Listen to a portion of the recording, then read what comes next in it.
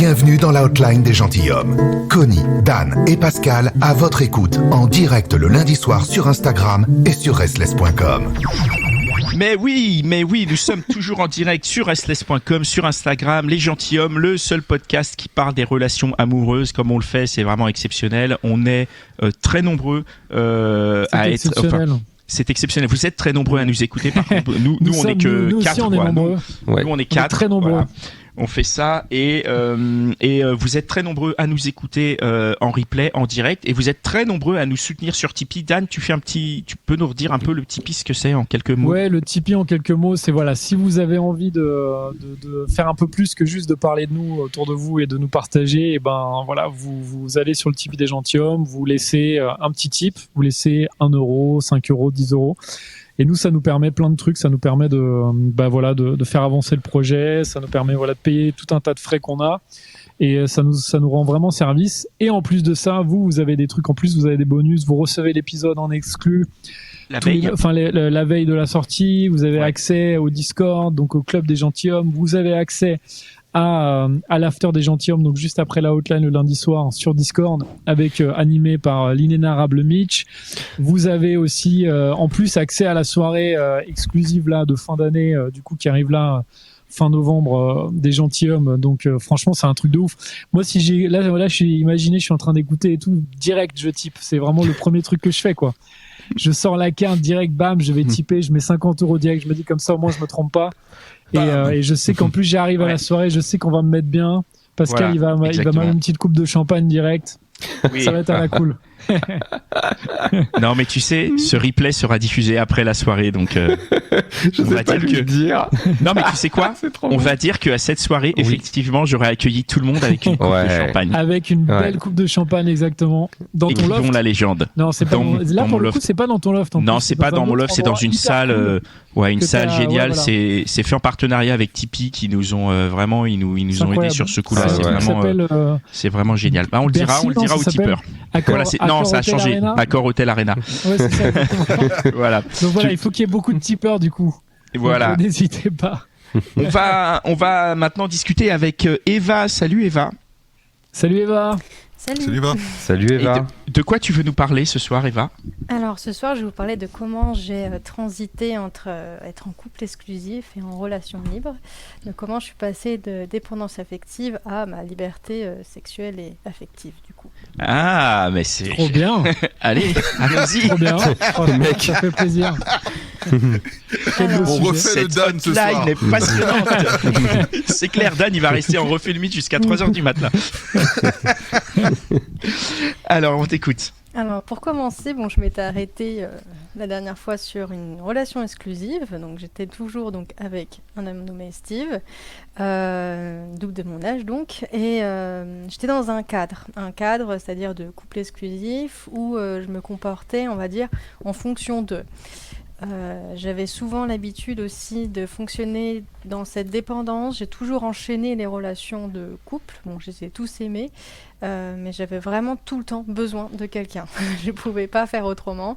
Donc je m'adaptais à la personne et souvent je changeais beaucoup. J'étais un peu un caméléon, j'ai envie de dire, pour m'adapter à l'autre et être toujours aimée. J'avais besoin de ça. Jusqu'au jour où j'en avais tellement marre d'être peut-être quelqu'un que je n'étais pas forcément entièrement, donc déjà par rapport à moi, mais aussi parce que j'avais parfois des désirs envers d'autres hommes. Je sentais que j'avais envie de faire d'autres choses et je sentais que tout était impossible, tout était avec des barrières partout. Et donc à ce moment-là, je parle il y a quelques années, donc à mes 19 ans, ça faisait plus d'1 an que j'étais avec Steve.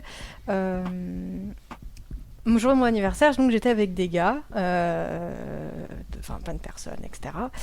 Un escape game, bref. On se connaissait par les jeux vidéo, voilà.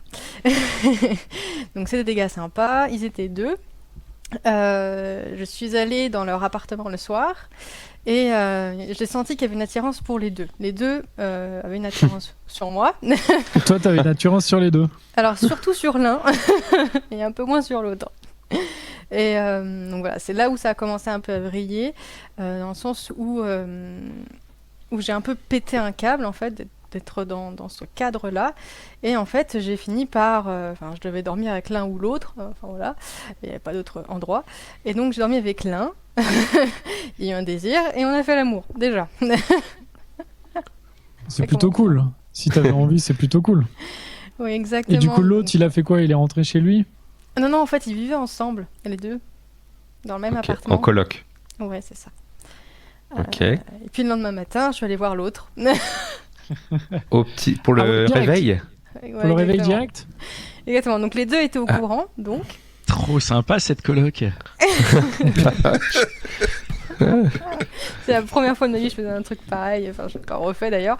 Non mais attends, quand tu dis t'es allé voir l'autre, ça veut dire quoi? T'es allé toquer à la porte? Comment ça s'est passé dans les faits? Tu t'es levé, t'es passé d'une chambre, t'as dit au gars, bon, bouge pas, je reviens. Alors, je sais plus exactement, mais je sais qu'il devait dormir encore un peu. Et puis, je suis juste partie. Je voulais voir comment allait l'autre garçon en question. Comment il allait? Ouais, voilà, je suis allée le voir et puis je sentais qu'il avait envie. Parce qu'il dormait bien. Du coup, voilà. Bah oui, il avait envie, alors... Voilà, donc en fait j'étais un peu en réponse à la demande parce que je suis aussi très empathique, c'est aussi mon souci avant, c'est-à-dire que parfois je confondais le désir de l'autre avec le mien. Ok, c'est-à-dire dès que quelqu'un avait du désir pour toi, tu disais... Je le sentais et donc je savais pas si c'était forcément moi. Ça pourrait être développé dans une autre émission encore. Oui, totalement, c'est vrai. C'est incroyable ça. Et donc j'avais un peu ce souci-là, mais en même temps, j'étais en train d'expérimenter finalement une autre sexualité, puisque j'avais le choix, et je prenais ce choix. Du coup, Steve, à ce moment-là, quand j'étais encore en couple avec lui, je me suis dit, au vu de ce que j'ai fait, clairement, je vais lui dire, et ça sera fini. Donc je lui ai dit, et puis au final... il voulait tellement pas me perdre qu'il a voulu commencer une relation libre. Donc finalement, ça a été ma première relation libre. Sauf que c'était pas très libre, dans le sens où il y avait encore une sorte de cadre. Il voulait rester vraiment auprès de moi, qu'on continue à se voir vraiment de manière très régulière. Il y avait quand même un lien d'attachement assez fort, présent. Ce qui ne me plaisait pas forcément, parce que j'ai compris au bout d'un moment qu'en fait il faisait ça pour moi, mais que ça lui faisait mal.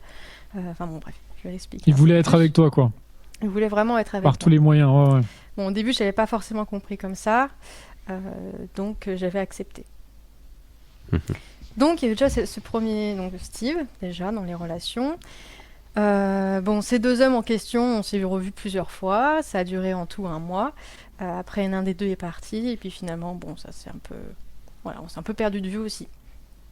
Donc, voilà, pour faire court. Et puis ensuite, je me suis demandé, en fait, au vu des désirs que j'ai, au vu de la liberté que j'ai envie d'avoir, jusqu'où ça peut aller, en fait. Jusqu'à combien de relations je peux aller. En même temps. En même temps. C'est top. C'est une question que tout le monde devrait se poser. Quel challenge. Et donc j'ai essayé ça. C'est-à-dire que il y avait Steve en première relation. Puis ensuite j'ai dragué un autre gars. Il ne comprenait pas trop, ça a mis du temps. J'ai fini par lui dire clairement, tu me plais en fait, parce que ça mettait du temps à arriver. Enfin, j'ai vraiment attendu 6 mois. Donc, lui, j'ai fini par l'avoir en tant que relation. Donc, lui, c'était plutôt une relation dans laquelle on se voyait quelques heures, on se voyait une fois par semaine, par exemple. On prenait du temps, on se marrait, on faisait l'amour, et voilà. Il faut savoir que dans... Trop bien. Voilà.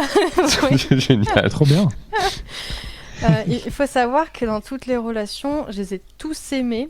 De manière un peu différente. Je voulais savoir un petit peu, est-ce que j'étais polyamoureuse, est-ce que j'étais en relation libre, enfin voilà, c'est, les mots que j'utilise, est-ce qu'ils sont assez précis ou pas.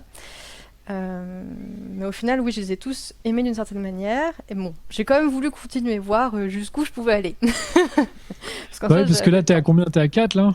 Là, j'étais à 2 parce qu'il y en avait 2 qui étaient partis. Donc... Ah oui, ça c'est... Ouais. Du coup, il y en a 2 qui sont partis. Ah ouais. Deux que t'aimes, hein. Voilà, donc j'aime, voilà, je les aime tous les deux, d'une façon différente, puisqu'avec Steve, c'était plus sous forme de projet, avec du coup David, lui, c'était plus sous forme, on s'amuse. Il n'y a pas de projet, il n'y a pas de construction. Ouais. Si on se voit, c'est cool. Voilà, Mais voilà. Ça restait vraiment sur ça parce que c'est son désir premier qui m'a très clairement dit je ne veux pas fonder une famille ni rien, avoir une maison, rien, je veux pas de tout ça. Donc c'était très clair pour lui, donc c'était facile pour le coup. Ouais. Tu veux en rajouter alors? Ouais. Oui, j'en rajoute du coup là. J'espère que j'en ferai tout le temps. Donc raconte lesquels tu racontes, t'inquiète pas. Pourquoi qui tu rajoutes et pourquoi? Alors, je rajoute parce que, alors il y en a un qui m'avait dragué, mais il y allait d'une façon très subtile, donc j'avais beaucoup aimé. Et je me suis dit bon, je vais quand même tenter, même si c'est pas moi qui le choisis, parce que normalement c'est moi qui me dirige vers les hommes et c'est moi qui les choisis. En quelque sorte, puisque je sens la demande et je sens qu'est-ce qui m'intéresse moi. Et donc, je commençais à dissocier ces deux choses. Et je suis donc allée vers cet homme, même s'il ne m'attirait pas plus que ça. Donc bref, j'ai rajouté cet homme qui s'appelle Loïc. On l'embrasse d'ailleurs. Il nous écoute. Je pense pas qu'il nous écoute. Enfin, bon, peut-être, on sait pas. On sait jamais. Donc cet homme en question, au final, j'essaye un peu, on essaye de faire des choses ensemble, mais ça marche pas trop. Je suis pas très chaud voilà, donc ça marche pas trop. Il y a pas vraiment d'étincelle, donc ça a pas duré très longtemps, mais il est quand même resté dans ma vie où on se parlait. Il y avait, comment dire, je le faisais aussi évoluer sur le plan sexuel, etc. Bon, ça c'est encore notre sujet. Mais voilà, il y avait quand même une discussion. Il y a toujours des discussions, en tout cas avec toutes les personnes avec qui je suis en relation libre, dans le sens où il y a une évolution pour chacun. Il y a une discussion, quoi, vous en parlez. Oui, on parle de tout et c'est très clair. D'ailleurs, ce que j'ai pas précisé, c'est que chacun savait pour les autres, quoi. Ouais. Exactement. Okay. Chacun ne savait pas forcément combien d'hommes j'avais à côté, parce qu'ils ne voulaient peut-être pas savoir pour certains. Ouais. Mais certains voulaient savoir, mais en tout cas, ils savaient tous que j'étais open et que fallait pas me demander de couple exclusif ou ce genre de choses. Donc, en tout cas, tu étais vraiment en transparence, quoi. Voilà, en fait, je voulais voir combien de personnes je pouvais avoir, quel niveau, que ce soit sain et qu'il n'y a pas de conflit, en fait. Et je voulais voir jusqu'où ça pouvait aller. C'est étonnant comme démarche, parce que c'est une démarche consciente.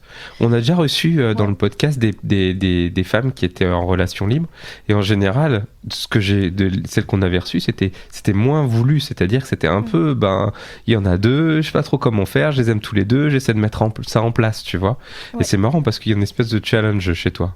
Oui, c'est ça. Mais en fait, si vous voulez, en fait, j'ai toujours eu des petits désirs pour d'autres hommes, mais que je refoulais toujours, puisque couple exclusif, donc pourquoi je ressens quelque chose. J'ai toujours refoulé ça jusqu'au jour où je dis mais j'en ai marre, en fait, qu'on me cadre dans quelque chose. Je veux expérimenter, en fait. Bah oui. Ouais, on a la sensation que la relation libre pour toi, là, comme tu l'as défini, c'est plutôt sortir du cadre, que de se dire je vais avoir une relation amoureuse éventuellement sur la durée avec différentes personnes que j'ai choisies, enfin tu vois, même si tu l'as choisi, toi on s'entend, tu vois ce que je veux dire. Et du coup ça t'emmène à quelle réflexion à partir du moment où tu as tous ces mecs, tu dois avoir des problèmes d'emploi du temps colossaux, Pascal va certainement t'en parler, c'est son sujet, les emplois du temps. et quand tu as eu tous ces mecs et tout, que tu es dans ta relation libre, tu arrives à quelle conclusion à ce moment-là? T'arrives à quoi comme réflexion? Alors, je vais rajouter 2 autres hommes, vite fait. Ok, vas-y. Parce qu'en tout, il y en avait 5. Voilà. 5, ça va. Je suis arrivée à 5. Bon, il y a 7 jours dans la semaine. Je pensais que tu allais nous dire 15 ou un truc comme ça. Mais 5, ça va. Mais ça te laisse le week-end pour te reposer, hein, c'est cool. Non, en fait, non. En fait, non. Non, parce que j'avais aussi 2 tafs. Enfin, bref. Ah oui. Donc, non, j'avais pas forcément de temps libre à proprement parler. Oui. Alors, du coup, quand tu une fois par semaine. Du coup, quand tu as ces 5 mecs, est-ce que tu arrives à la fin de ton challenge? Comment ça se passe? Alors, à partir de ce moment, quand j'ai eu toutes ces relations, je me suis dit, mais en fait, ça me pompe trop d'énergie puisque j'entretiens une relation avec chacun. Donc, je leur demande comment ça va, assez régulièrement, en fait, comme une vraie relation avec chacun. Mais ça me faisait trop, en fait. Et je me disais, mais qu'est-ce que ça m'apporte d'en avoir autant réellement à moi? Et alors? Donc, en fait, toutes les relations qui étaient plus sur... comment dire? sexuellement et que ça ne m'apportait pas un bien-être. Intellectuellement, ouais. Voilà, et intellectuellement n'était pas forcément très intéressante. Ces 2 hommes-là, je les ai mis de côté. En fait, ça s'est fait tout seul. Enfin, à partir du moment où j'ai eu cette pensée-là, les distances se sont mises avec les hommes en question à partir du choix que j'avais fait. En fait. Et deuxièmement, il y avait aussi 2 autres hommes dedans qui me voulaient vraiment en couple exclusif quand j'ai fini par comprendre, c'est-à-dire Steve par exemple.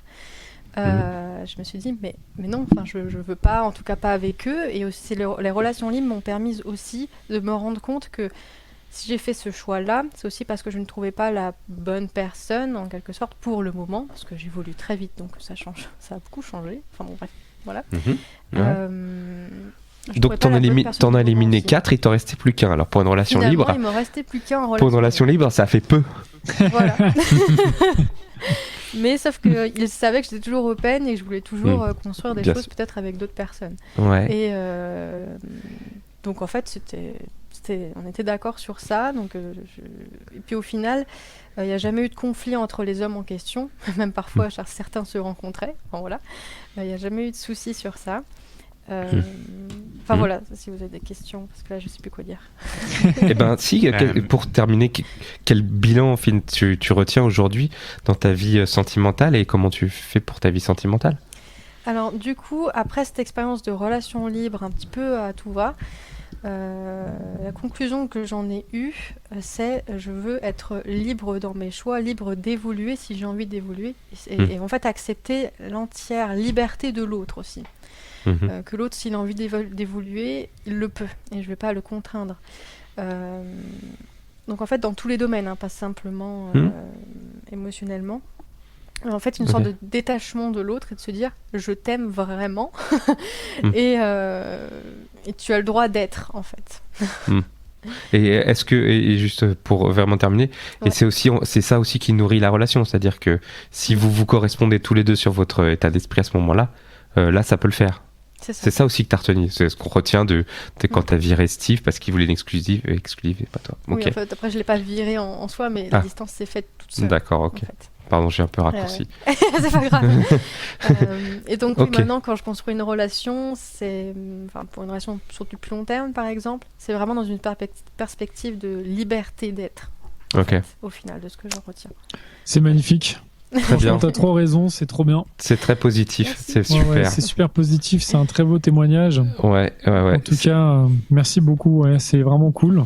Merci. Et puis on a hâte d'avoir encore la suite de tes aventures, peut-être dans un prochain. Ah super. On te retrouve bientôt alors, super. Oui. Bon, merci beaucoup Eva. Si toi aussi tu as une question à propos de ta relation, une histoire à raconter, un coup de gueule à passer ou une déclaration d'amour à faire, Connie, Dan et Pascal sont à ton écoute dans leur libre antenne, la hotline des gentilshommes, tous les lundis en direct sur Instagram et sur restless.com.